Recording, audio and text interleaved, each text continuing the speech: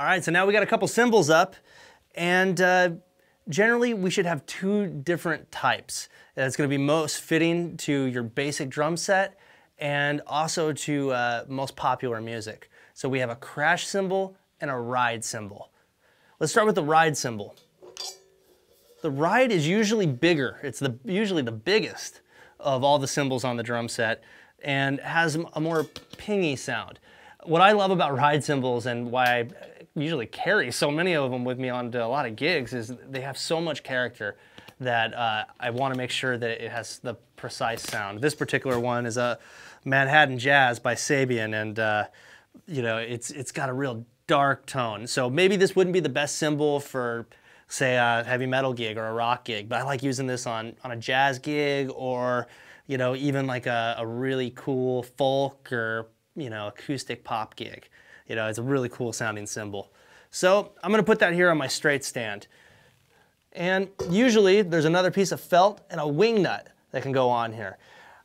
I usually just like to slide the cymbal on because, one, like I said, I change cymbals a lot, especially during a gig. I might throw up different cymbals, you know, but if you just have one cymbal you're using, and even if you're hitting really hard because things could start swinging, put this other piece of felt that you're going to get with your cymbal stand on there, and there'll be a wing nut.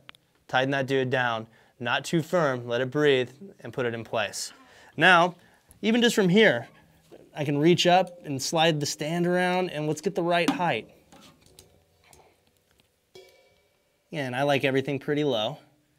And on this 4-piece setup, I like to get the ride right in the pocket here. So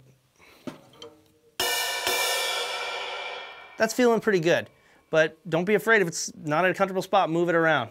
Now, over here, we got the crash cymbal. Again, this is another more jazz cymbal by Sabian, and it's got a really dark sound. But what's cool about crash cymbals is they have a little bit more of that accenting, exploding sound, you know? The cymbals really open up. So where I may ride on this, similar to the way with the hi-hats when we start learning our first beats, this I'm going to use for punctuations, downbeats, to really add a lot of energy and you know, sometimes put that bit of excitement into the music. So again, I'm going to put this on the boom stand, and I've got the felt, so I'm going to slide this dude on, and let's get the height adjustment. Sometimes you got to get up and move around. Let's go just a little bit higher. I got this boom coming in here, so that way I got plenty of space on the floor. All right, let's give that a go. All right, I'm gonna come in a little tighter. I play pretty tight and low is how I like to set up. All right, cool, that's in a good spot. That's a convenient place. Got a little bit of an angle, and if I want to adjust the angle, I got a couple things I can do. I can use the tilter here, or I can even tilt it on the boom here.